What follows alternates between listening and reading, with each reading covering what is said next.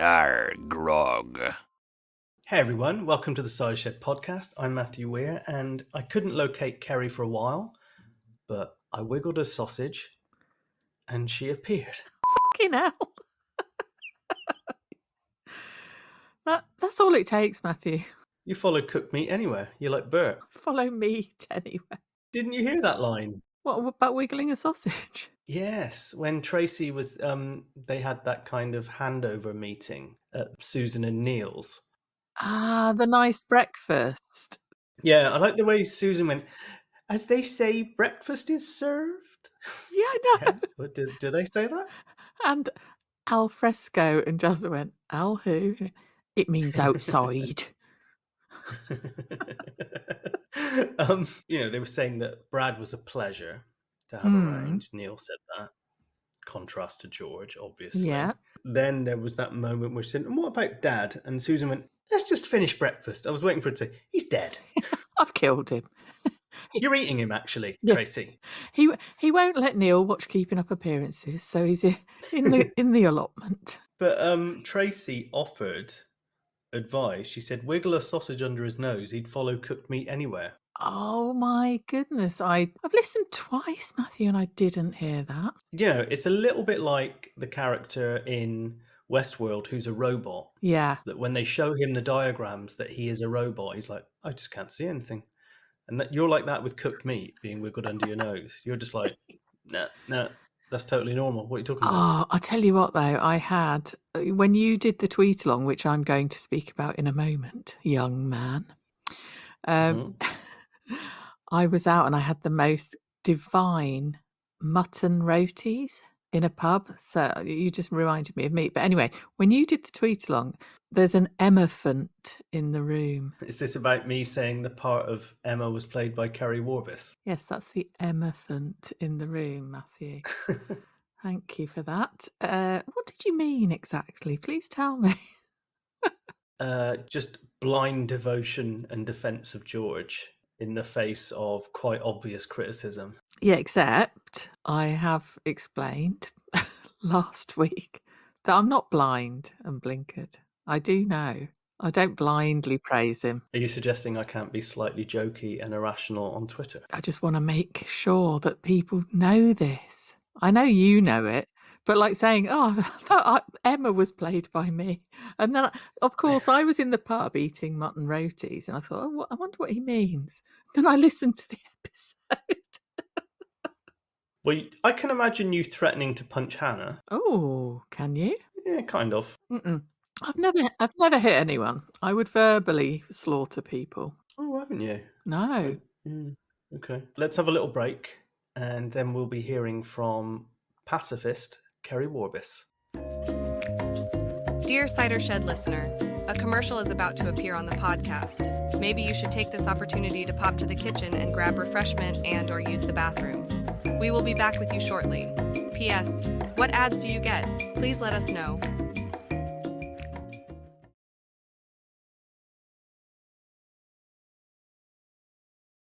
Okay, we said in our preamble that we would start with Miles, but we've gone a bit George. We have. So let's stay on it.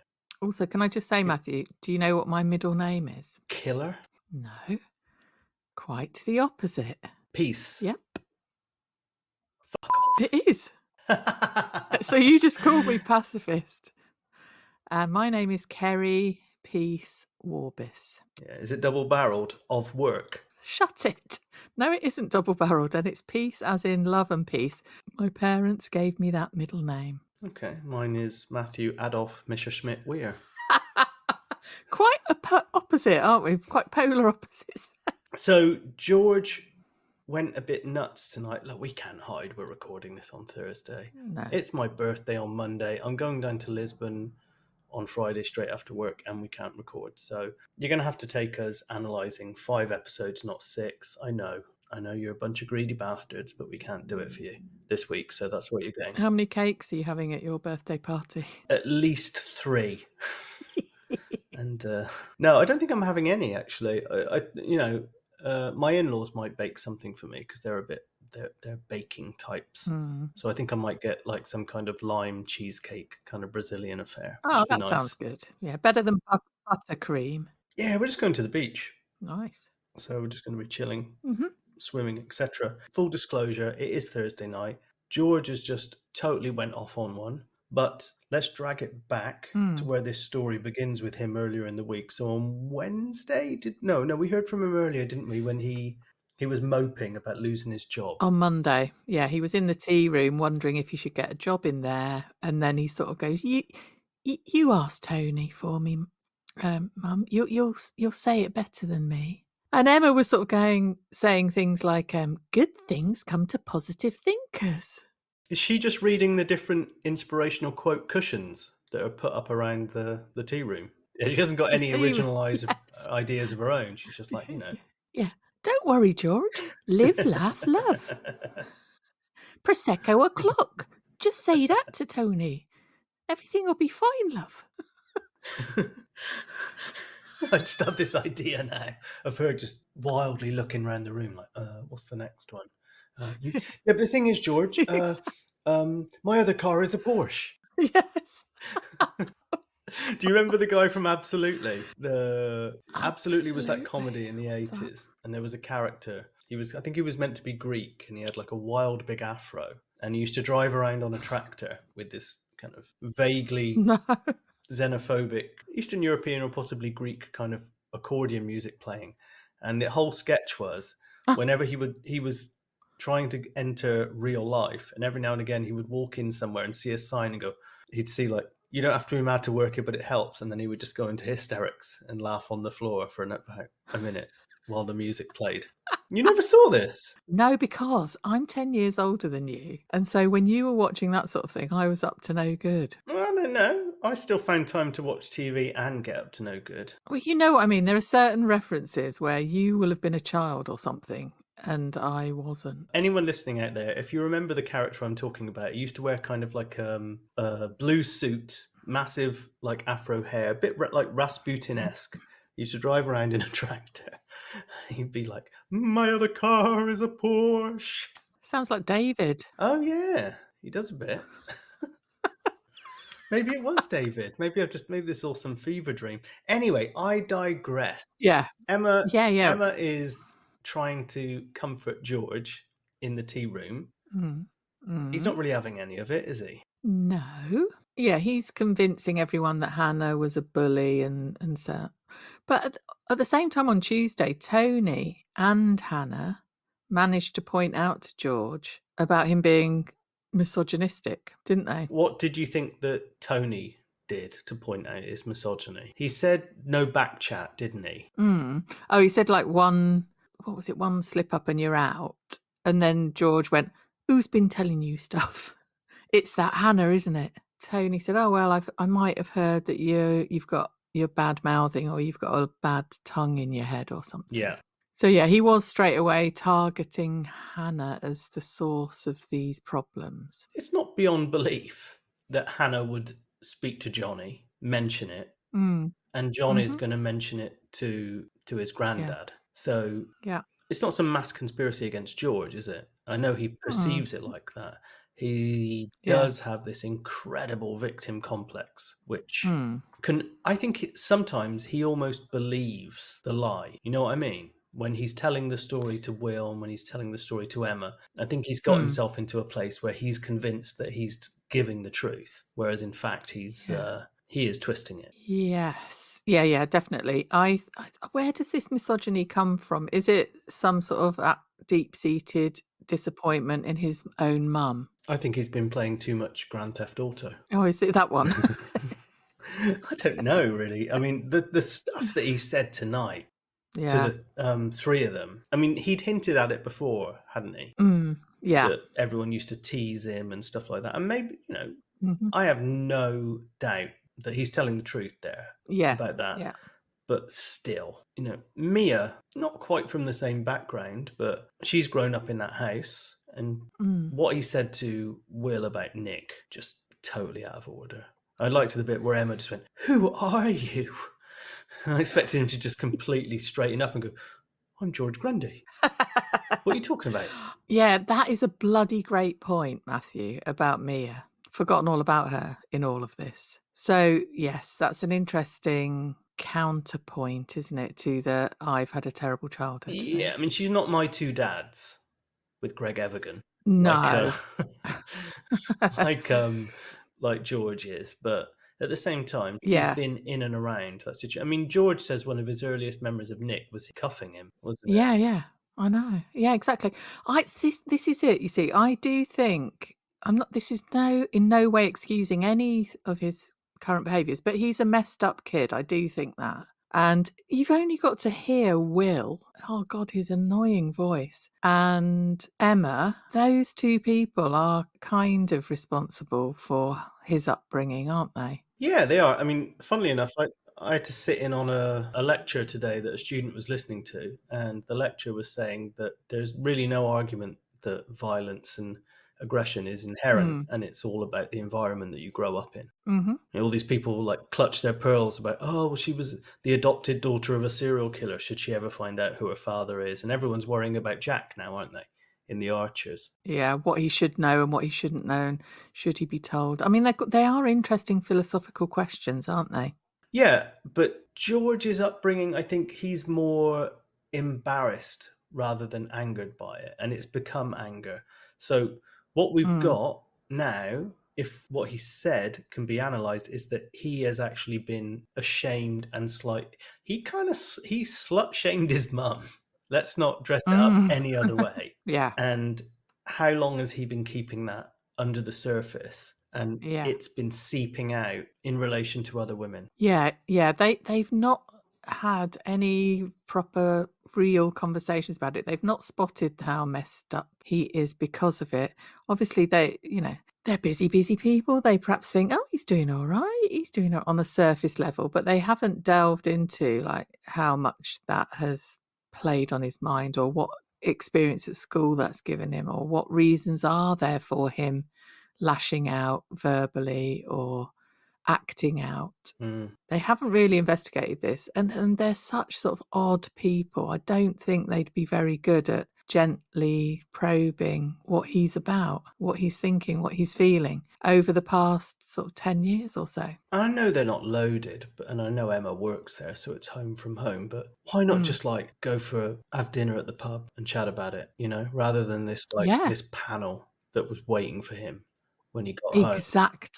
Exactly. They made it into a bigger, more confrontational thing. It didn't need to be three of them. Like, one of them could just take him out somewhere and just go, take him out. It only takes one to take him out. I just got visions of them now, like the X Factor or The Voice, with like buzzers, like, sorry, I'm out, George. Sorry, you said that I was so laid back, I was practically asleep. Now you said that he was shagging my girlfriend. Yeah, I'm sorry, George, you just called me a slut. It's a no from all of us. Yes, I absolutely loved today's scene, though. It was like, it was I just enjoyed it as drama, that he really said it like it was to those three people, in his mind anyway. Of course it was over the top. He's lashing out, isn't he? Yeah. I'm sure he's going to regret, hopefully, some of the things that he said. But I did tweet, like, he has got a point about some of that. And then I put ducks. However, it's got retweeted. It's got I think people get, that there's a germ of reason into his past experiences that have led him to be the person he is. That does not, however, excuse how he treats all women and how he treats but those around him generally. He uses people to his advantage, doesn't he? Definitely. And they're falling for it because they feel guilt about their past. They're over compensating and mollycoddling, and nothing he can do is wrong. And, his reputation in the village is going to be ruined by Hannah, not by himself. Yeah. You very tidily answered a question I was going to ask you there, but does that excuse his behaviour? No, of course it doesn't. Luckily for George, he's going to the completely healthy, functional workplace that is Bridge Farm. Oh, God, I know.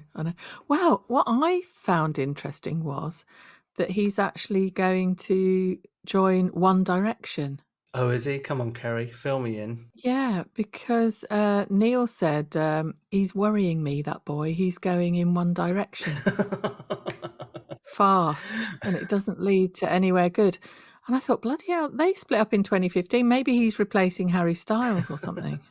uh, there was that moment where Neil. I mean, that's the whole thing, isn't it? Like, Neil is infallible, really, and he's the one that has raised the alarm on this. And look at the grief he's getting from those around him. Yeah, and it's very hard to disagree with what he's saying. Yeah. And it's cutting him up to admit it, isn't it? Like, it Yeah. really hurts him to admit that he can see this happening. Because even Will said to George, Neil wouldn't do such a thing if he didn't feel it was right. In a way, like the three of them, Will, Ed and Emma, meeting and talking about him, that bit was okay, and sort of going, look, we've got to do something, we're concerned. It was like an intervention of sorts, wasn't it? But really clumsily done. But them talking about him and being concerned, yes, that's good, do that, but then don't haul him in front of the three of you and go, you need to change. Because no 18-year-old who's really belligerent is going to deal with that very well. They thought that Hannah would lay it all at George's door when she was confronted. Emma said that, didn't she? And Neil has had to tell them individually, he was already on 2 warnings for his behaviour. He's a good worker, he had problems, he had attitude just to the women. Yeah, because Hannah said, didn't she, to Emma in the tea room, that scene, that was where Emma was really shirty with her when she was buying her Bakewells and coffee. It was handy, that, wasn't it, that the coffee machine had stopped working, so Hannah had to go to the tea room. Hannah said, like, your son has a problem with women, he'll spread misogynistic garbage. Good. It's nice that is actually reaching the ears of Emma, isn't it? Yeah, she also said that as far as his work on Bridge Farm goes, Tom and Tony will be fine. It's Pat and Helen I'd worry about. Well, that's a mantra for life. Yeah, well, we all worry about them too. There was a bit of a chink in the armour where you felt Emma knew she had a point. Ah, did you think so? Okay. Yeah, because she went, I'll, and she went, you're what? Because yeah. as feisty as Emma is, I think Hannah could fold her into next week if she wanted to. Ah, right. I thought you meant that Emma actually realised that what she was saying was true. No, I do mean that. Oh, do you? Okay. Yeah. All right, okay. People tend to get very nasty when they're confronted with the truth. And Emma, she kind of revved it up a bit when she mentioned the misogyny. I think Hannah said, you must be able to see it. And she got really angry. And she was about to put one on her. And then I think she realised, like, Hannah could, kick her fanny into next week. And then she was just like, okay, yeah, better not. And poor Neil, like he said to Will, if everyone's so worried about him, they should sort him out and stop having to go at me before he gets really, really out of hand. I mean, fast forward to next week. Tony's going to walk in and be like, George, what's that model train doing in your mouth? Yeah, why is there a half-eaten Earl of St. Germans in the bin? No, wasn't me. What? And what will you have done to the women at that farm? What could you possibly do to Pat? Criticise her suit? Insert the jingle here. Oh, yeah. Pat chat.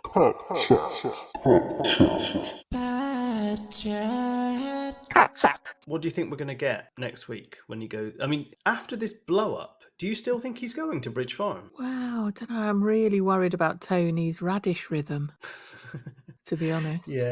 Yeah, George disrupted him, didn't he? I know, he's right. He was right in a rhythm with his radishes. I like the way George offered to feed him. Oh, God, Jesus, that's a dark image, isn't it? He offered to film him in the laser weeder. Oh yeah, with the sort of time lapse, sun setting. I imagine it's like the shittest version of Star Wars ever.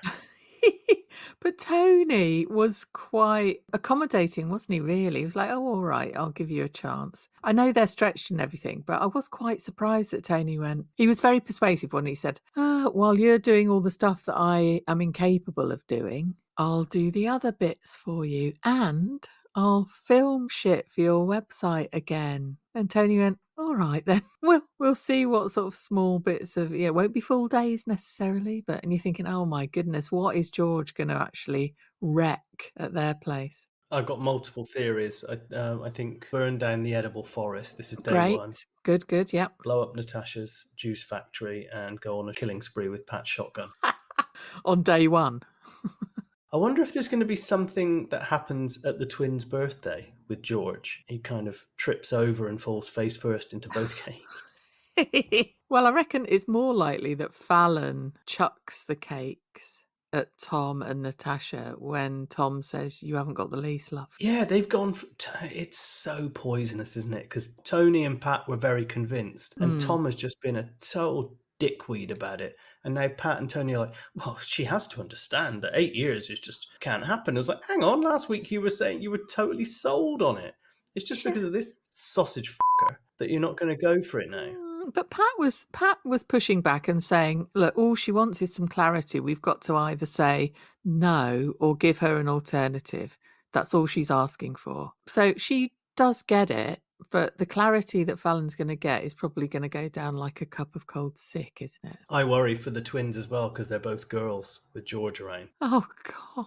Is George going to be there? Well, I don't know. He's working at the farm, right, isn't he? okay. Yeah. Oh, dear. Maybe something terrible will happen and they'll think that he did it on purpose and actually it'll be a cry wolf situation. Yeah, well, Also, like first birthday parties, they've got no idea. It's all very showy, isn't it? This 2 cake nonsense that's got goats on it. I was talking to my mate with the mutton rotis in the pub the other night, and she was telling me that some friends of hers have had a first wedding anniversary coming up, and they've invited people to this big restaurant thing. They've got to pay 100 quid a head for this menu.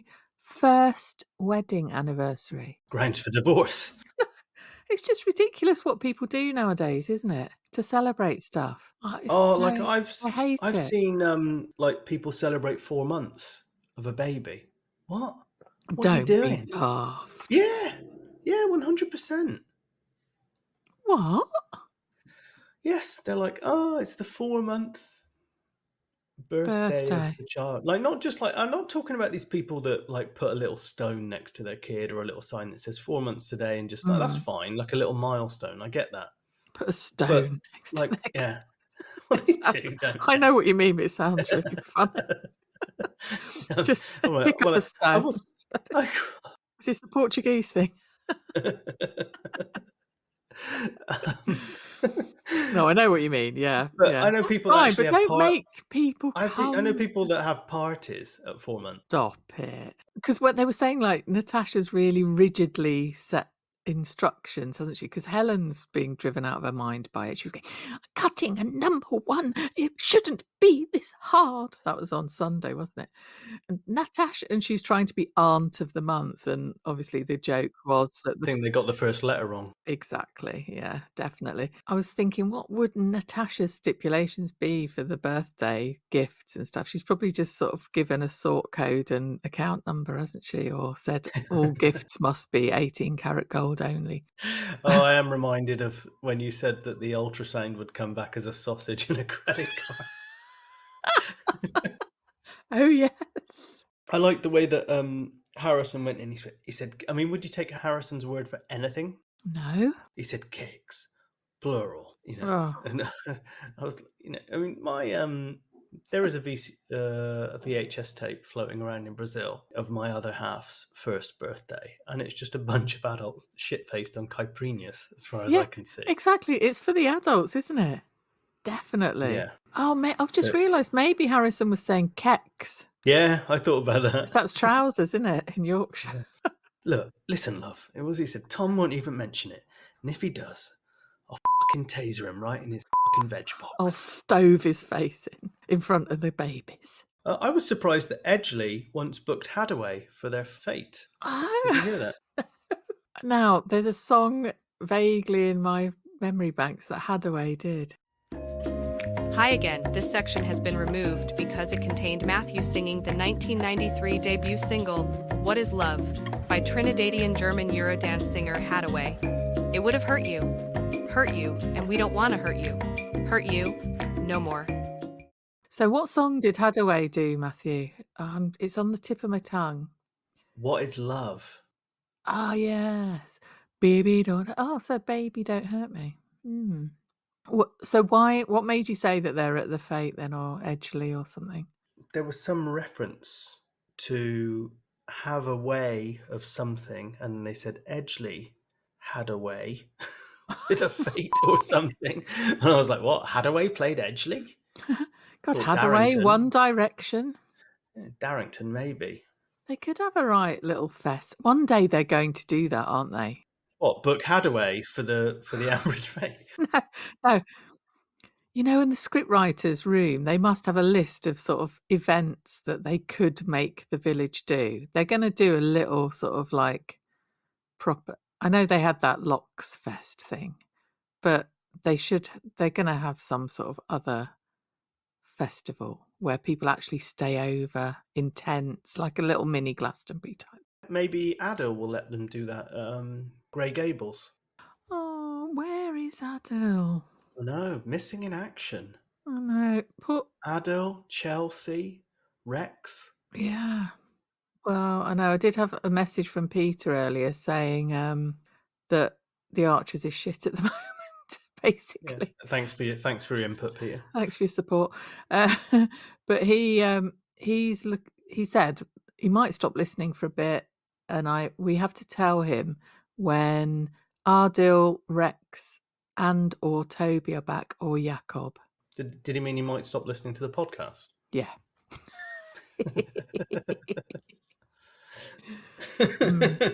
Probably.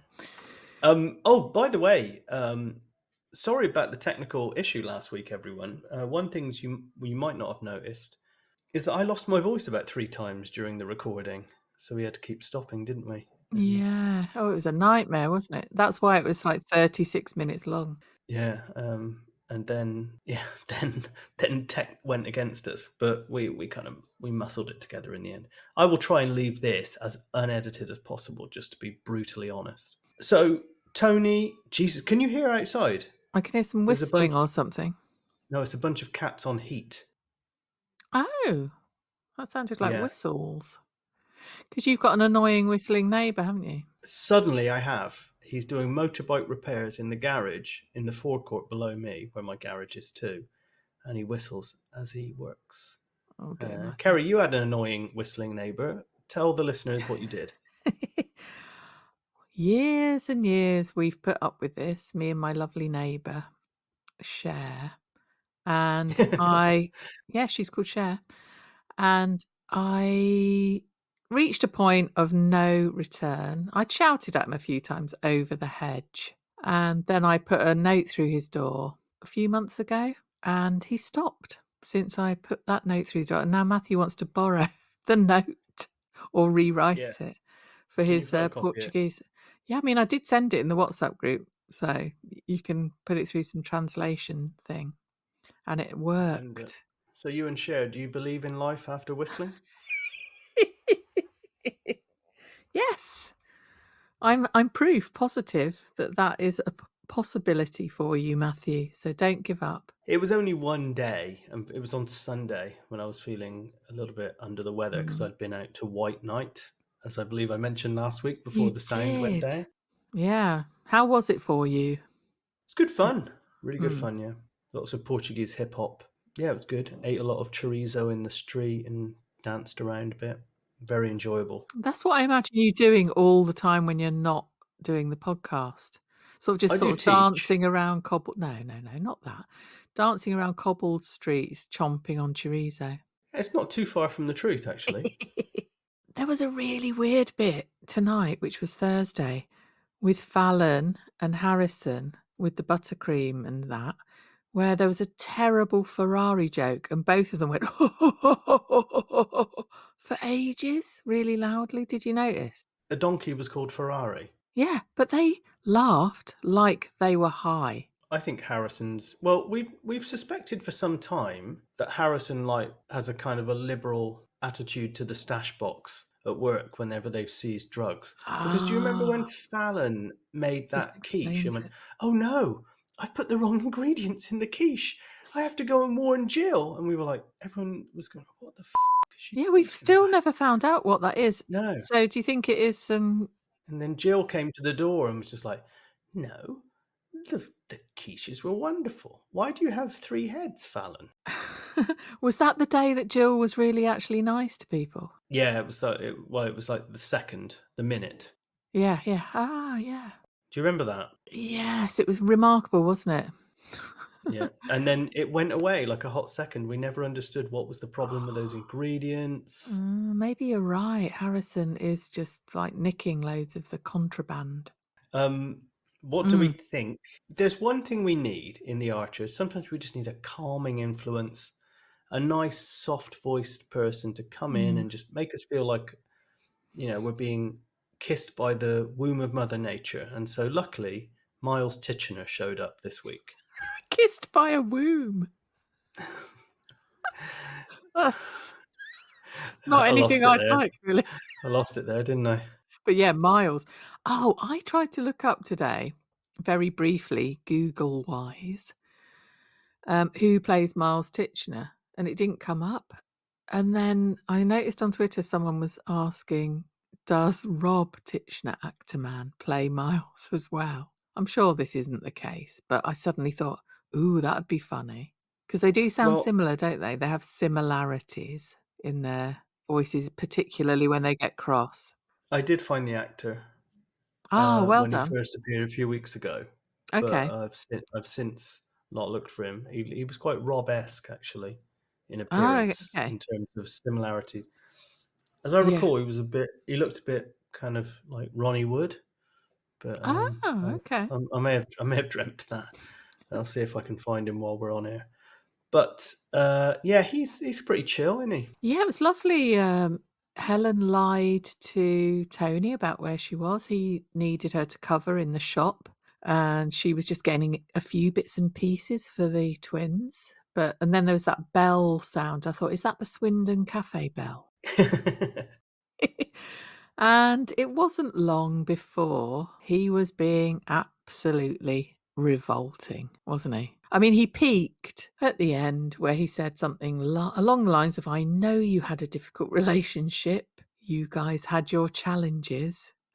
For bloody hell. I know he coercively controlled you forever, raped you, put a knife into your hand, asked to kill you, kidnapped your son, you had to go to jail, you stabbed him. But do this for Rob, for God's sake, woman. You're just being so out of order. My wife once wanted to watch Aspel when I wanted to watch Duty Free. I understand, Helen. Ask Aspel.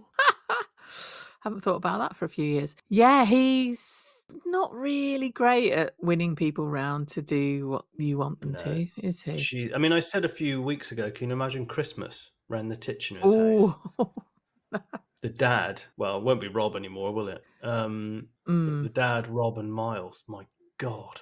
But it's like some joyless Bronte novel, isn't it? Up on some house on the moors with the wind howling. Yeah. Were you whistling then, Keri? I was doing wind. Writing a letter. I was doing wind. Oh, sorry. I'm doing wind. All right, okay. From my mouth. That's going from the end of the podcast. Great, thank you. Helen did show signs of strength, didn't she? And went, nope, Rob's diagnosis and how you tell your father not my problem at all. That's all down on you. Got nothing to do with it. Have you heard about being divorced? It means you haven't got anything to do with the person. Blah, blah, blah. So, yes. Good. Well done, Helen. Why you went there to meet him, don't know. And I suppose it's because, like Kirsty said, it's because she's human. And I don't know whether that's actually true, is it? Yeah. There were points, certainly, where you thought, go on, Helen, you are saying no to this person, but I'm not utterly convinced, really. She was worried with Kirsty. She said, I'm back in a place where I don't want to be, doing something I don't want to do. And I was like, isn't that the sign above the door when you enter her dairy? That's us, isn't it? Listening to the Archers, I thought. That's how Clary feels. Yes. Oh, you want to talk into that microphone? Yeah. Oh, yeah, we've got the massive window that's got to feature at some point, hasn't it, still? Yeah, Miles. Obviously, Miles and Rob don't have a good relationship, do they? Because he said, like, Rob hasn't been talking sense to him. It's like he's a child. He said it was inoperable, didn't say how long. You're the only one who really understands him. And I just think, piss off, Miles. You go and work that out with your own brother. Helen should not be having anything to do with him. It's leaving a hook there, isn't it? Because now he's like, well, Jack will be the only thing left of Rob for me and my dad when he's gone. It's like, no. Piss all the way off. Like, we don't want you. But Helen is wrestling as well with what to tell Jack, as we mentioned a little bit earlier. What is it better to say nothing at this point and then much further down the line explain exactly what's happened? Or is it better to tell Jack everything that's going on at the moment, or what? What is Jack, like 8? Yeah, something like that, isn't he? He was born in prison. And when was Helen in prison?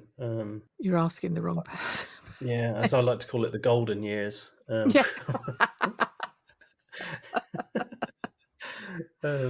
Must have been around 2016, 2017, wasn't it? It's weird, isn't it? This storyline has been going on for a very long time. Isn't it 10 years or something stupid like But that? it's like you said last week, it's true to life, because he wouldn't just go away. He wouldn't just vanish. And I know people that have exes who are complete tossers, and they're like a bad smell. They just don't go away. They hang on.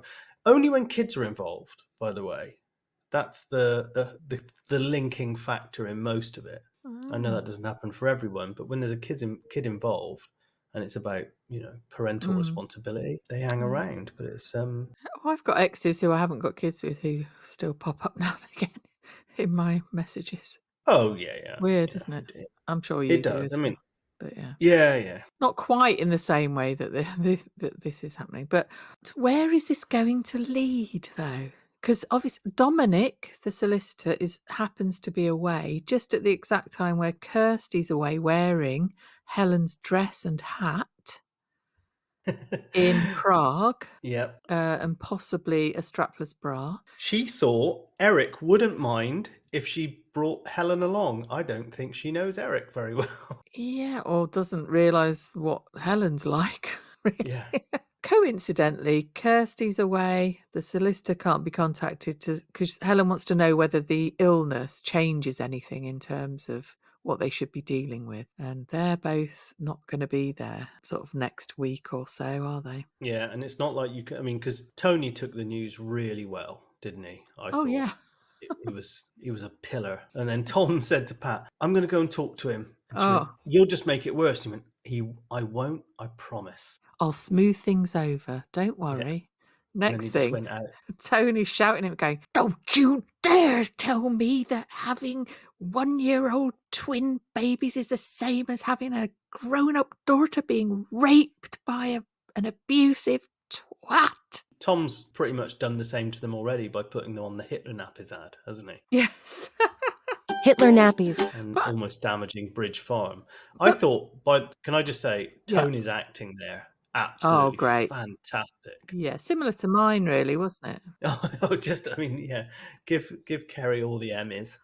When I re-listened to the Omnibus on Sunday, the scene with Helen and Rob as well, in the car park afterwards, just so good. Yeah, it was. Just incredible. And I did think her talking to Kirsty about, I could feel his breath on my neck. Mm-hmm. You can imagine it, can't you? Oh, definitely. That was really like, oh. That's great writing as well, isn't it? Yeah. That bit where Kirsty was saying, look, you've made a life for yourself here. You've got this house, Lee's toys, Lee's shirts. Why are Lee's shirts in a cupboard? I imagine at that point they open the cupboard and it's just a series of really bad, like, drag racing flame shirts with Hawaiian style with Bruce Lee's face on. Yeah, look, Lee's shirts there. His Wolverine toys over there. His Spider-Man. It's like there's sort of a Lee cupboard where all his stuff is just shoved into. He can't have a wardrobe. There's just the Lee cupboard, sort of under the stairs, probably. You know that one where the vacuum is and that, and sort of like where Harry Potter sleeps. Yeah, that's Lee's cupboard, and all his clothes are in there, all higgledy-piggledy. Bless him. Oh, Helen, do you think I could hang up a shirt this week in your wardrobe? No, It goes in the cupboard. The cupboard is where your things belong. You know that, Lee. Told you. Must I sleep on a pillow of cheese rind again? Yes. Why would you think any different? Sometimes she is almost, not almost as controlling as Rob, but there are controlling elements about Helen, and there were prior to Rob. So Don't disagree with any of that. Keri, Yeah. let's take a little break and then we'll chat about some things that may have happened on social media. Okay? yeah.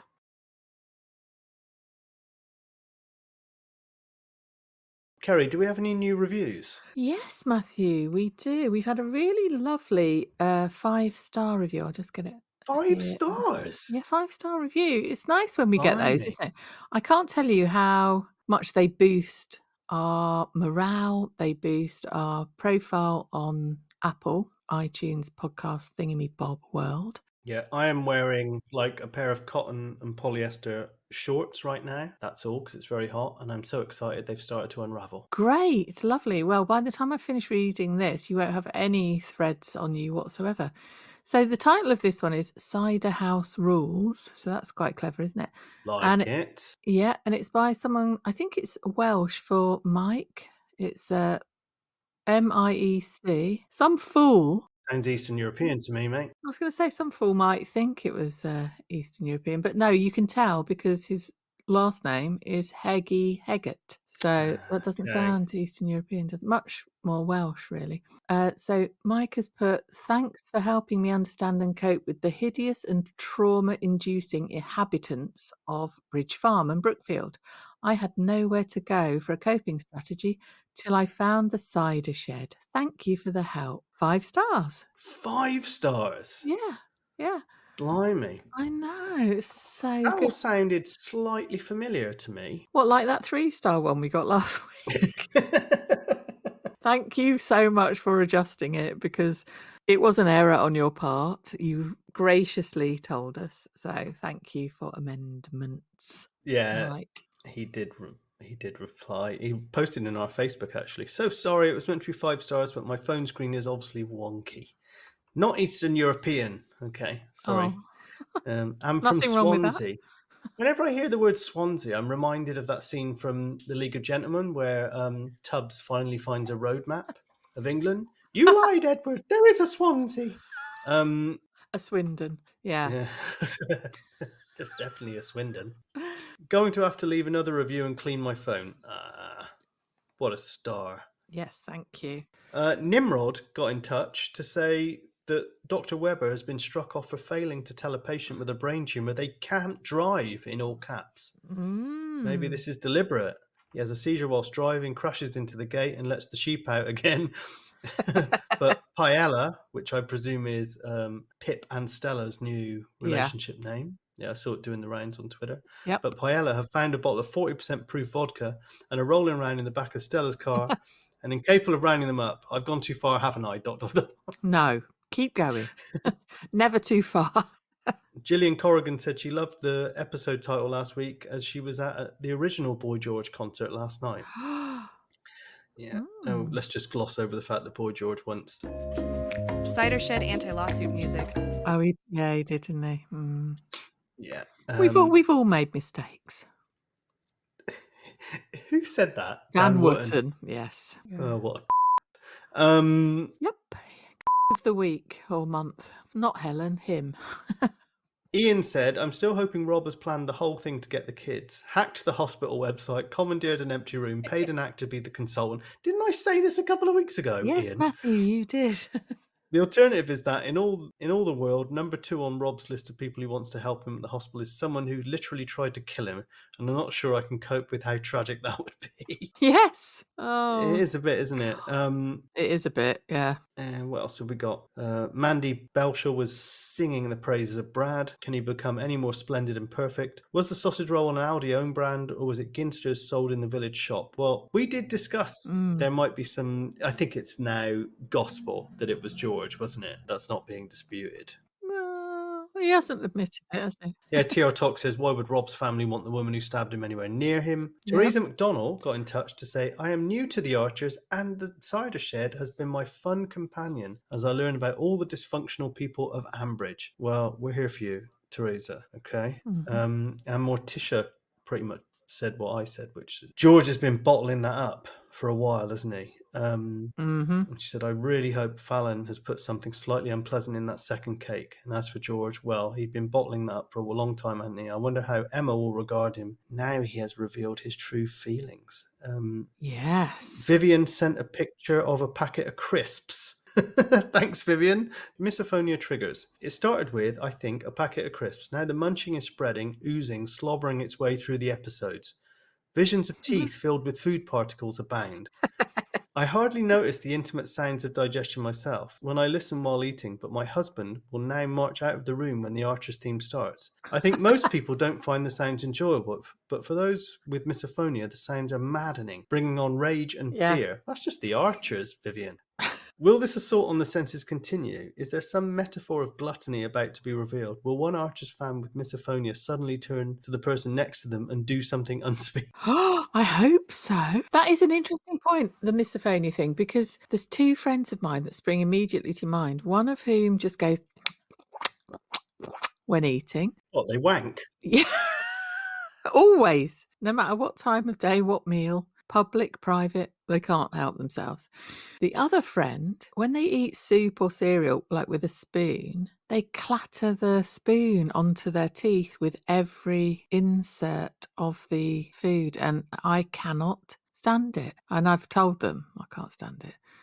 So it's a similar thing. Sounds are interesting, aren't they? I think I have got some sort of spectrum-y type misophonia. I know someone who dumped their partner because they ate too loudly. Oh, really? I've been massively conscious of it because for the last 2 years I've had braces, which are coming off next month. So I think I might I've recorded the whole time I've recorded this podcast, I've had the braces in. So I think I might even sound different on air. I'll be like, hello, welcome to the Cider Shed podcast. Yeah.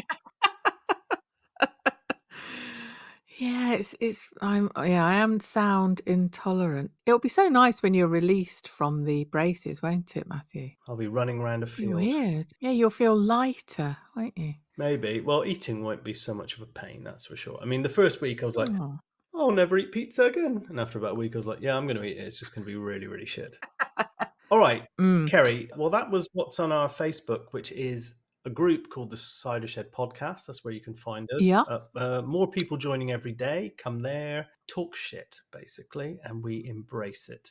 Keri, we do. If people want to get in touch on Twitter, how do they do that? We embrace the shit on Twitter at the Cider Shed Pod. So please come along there during the tweet along, any old hours. I'm always on there daily, responding to things. It's a right laugh. Send us any thoughts, feelings, fears, hatred of the Archers. Or life. Yeah, anything really. Yeah. Oh, Jonathan Parsons, he sent a brilliant clip of Martyn Gibson, the actor person, on Play School from 1975. Get out. Yeah, he was a Play School presenter, which I've watched him many, many hours in my early childhood and didn't realise that he's Martyn Gibson. Was he Jemima? Amble. The only other one I can remember was Humpty Dumpty. Big Ted, Little Ted, Big Ted, Little Ted, yeah. Jemima. I think by that time I was already watching reruns. Yeah, probably. Rainbow was more of my my era. Yeah, Rod, Jane and Freddie. Have you ever seen the X-rated version of Rod, Jane and Freddie that they recorded? They recorded for some kind of like Christmas tape, but it's made its way to YouTube. That's funny. They were at it, weren't they? A couple of them, I think. Maybe. In real life. Well, Rod, who was Rod Skelton, I noticed very early on as a kid, was also credited as the voice of the Daleks on Doctor Who. Stop it. Yeah. So Rod from Rod, Jane and Freddie was the Dalek. It's a Dalek. Yeah. Good heavens. Yeah. We didn't really touch on the Tracy Jazzer not getting married, sitting on a balcony that was a fire escape, naming loads of Scottish venues that they'd been to and doing Braveheart impressions. Yeah, I mean, Jazzer did a Mel Gibson impression next to a statue in Stirling, so I presume he just stood there in front of a group of people and blinked. Matthew just fucking did it again. Oh! I say. That won't go I'm in. glad I mentioned that then. Shit.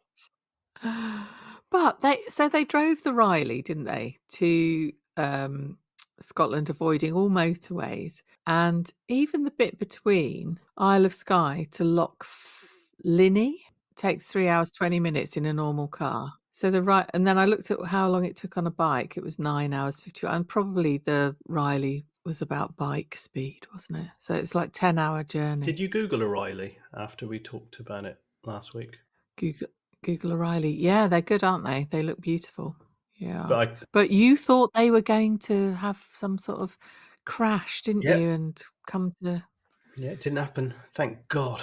Thank the God of the Archers. Yes. Yeah, it was good to have them back as well. Yeah, and Jazzer went back to work at Barrow. Just other social media stuff. We have a Instagram, which is the same as Twitter, which is at the Cidershed Pod. You can message us at hello@thecidershed.com. That's our email. And if you... Nobody ever does that. Surprise us. One of you. like 2 of you. Write an email. Yeah, if someone sends an email to hello@thecidershed.com, I will create a jingle in your name. Great. There you go. Come on. Yeah. Do it. Oh, Nigella Lawson interacted with us on Twitter as well this week. Oh, she did with Twitter, didn't she? She did indeed, yeah. And I asked her because I'd sort of said, I can't do the tweet along. I'm cooking Nigella Lawson's garlic chicken lemony thing. And she replied going, oh, I hope you enjoyed it. And I went, oh, it's a family favourite. Fangirl. Really crawly bumlick. And I went, I don't suppose you listen to the Archers, do you? And she replied again saying, I haven't for a long time. Maybe I should start again. So wouldn't that be good? Well, I don't know. Would it be good if she tuned in? She'll probably tune in and be like, who is this sick person who has suggested that I listen to this? Oh, no. If you want to become a patron of the Cider Shed, you can do that at www.patreon.com/the Cider Shed. Big shout out to Izzy, Charlie, Julianne, and Esther, who all became patrons this week. Yes. You lot are stars. We absolutely love you. Much. Thanks. Yeah, we're juggling a few things here at the moment, and that really helps us. So, no words really, except the ones I've just said. We love it. We love you. Thanks for your help. Thank you so much. Not that we don't love the rest of the listeners. Keri, I'm going down to Lisbon tomorrow, so we won't be able to say about what happens on Friday, but we will talk about it next week for sure. Yes. And I reckon I've got a funny feeling in my bones there might be a midweek special coming next week with lots of things that we possibly can talk about. I'm game for that. All right, Keri. I'm off down south to the beach. What you got planned for the weekend? Oh, this weekend, there isn't anything, and I like it. Isn't that a Katy Perry song? There isn't anything, and I like it. Yeah, that's me for the weekend. We promised we would never sing again on this podcast. I'll be watching the Ashes, actually. Oh, it's all over, isn't it? No, it isn't. Isn't it? Necessarily. I mean, I'm kind of torn because half my family's Australian, so I always kind of enjoy when England were great today. Well, we'll see. I'm not hopeful. Great. When it comes to the Ashes, my glass is half full and it's piss. So, listen, Liam Rayner has set up a new fantasy football league, which is called the Cider Shed Podcast. I am going to include the link to how to join and the code to join it in the pod description. Nice. You need to pick your team first, then search for the league. Just search under the code and you can join. There's already some people there. And I have to tell you, my team's name is Russ of the Rovers. So you haven't gone with the Southampton sort of theme this week then, Matthew? Well, Ricky Lambert and Matt Letizia. Yeah. Do you know what a bunch of nutters. Honestly. Did you see my joke tweet about Ali Dia, the player who only played for like half a game at Southampton in the mid-90s? No. Because he managed to convince people that he was a footballer when he wasn't. No. Are you not aware of Ali Dia? No. He was Is that like Dele Alli, but round the other way? I think he might have orchestrated these calls himself. and he called around a bunch of clubs and said that he was George Weah's cousin, the Liberian amazing footballer that played for AC Milan. I think he called West Ham and a few others, and he called Graham Souness and said, like, there's this shit hot player from Senegal and you should play him. And I think they brought him in, God knows what the deals were like at that time, but they brought him in on some kind of like loan, like for a week or something, and he ended up Graham Souness played him over Letizier. Is he not a footballer at all? He was kind of a footballer, but not really. He was a footballer in as Why much hasn't this been made into a film? because he only played for about 20 seconds. He got on the pitch. Yeah, but that's hilarious. And couldn't control the ball, couldn't trap the ball, couldn't run with the ball. Yes. So I did a slight mock-up of the local news. I sent it to your WhatsApp right now. Okay. Of the local Southampton newspaper, because we've got Letizier's gone nuts. Lambert thinks you can talk to water now, and then so I I saw that. Bloody hell. and so I faked up a copy of the Southern Daily Echo. Can you see it? Saints legend Ali Deer to lead expedition beyond Antarctica ice wall to expose alien Nazi space something. Space base. Oh my God. Now, you do realise that there are a bunch of people that believe that there is a Nazi alien space base in Antarctica, and that's the only reason you can't fly over it. Can't you fly over it? It's just so far from any airport that if something goes wrong, you can't get back. A certain section of society believe that the reason for that being banned is it not alien Nazis. Did you see Yuri Geller? Well, I've seen him before. And his tweets. No, but his tweets today. Oh my God. He reckons that aliens have taken over WhatsApp and there's going to be, that it's all going to sort of come to the fore within the next 24 hours. Watch this space kind of thing. Bad shit is going to happen. I was like, I can't bloody wait, to be honest. I just had this vision of a bunch of aliens appearing in my WhatsApp with spoons. Yeah, watch out, everybody. Yes. Quite excited by it. I mean, that's the most exciting news I've heard in a while. I know. Yeah. Okay, so the aliens have WhatsApp. I'm cool for that. He once put some goldfish bowls behind the goal nets at Bristol Rovers in order to will the ball into the net. What he didn't really factor into his cosmic power is that Bristol Rovers are really shit and didn't have a striker. He's very strange, isn't he? In so many ways. Yeah, he's as good heavens. Mad as a box of spoons. Like, he got people looking at TV sets, like sending thoughts. Yeah, It's like Kate, isn't it, almost? Well, when he's on the screen, I'm kind of sending thoughts, to be honest. Yeah. Tosser. Yeah. All right, Keri, listen. Fork off. What? Yeah. Fork off. Yeah. Go fork and have fun, Keri. And I will see you. Oh, well, I'll be messaging you over the week when I'm sat on the beach. Lovely. Yeah. And listen, everyone. Love you lots and see you soon. Bye. See you next week. Bye-bye. I'm doing wind from my mouth.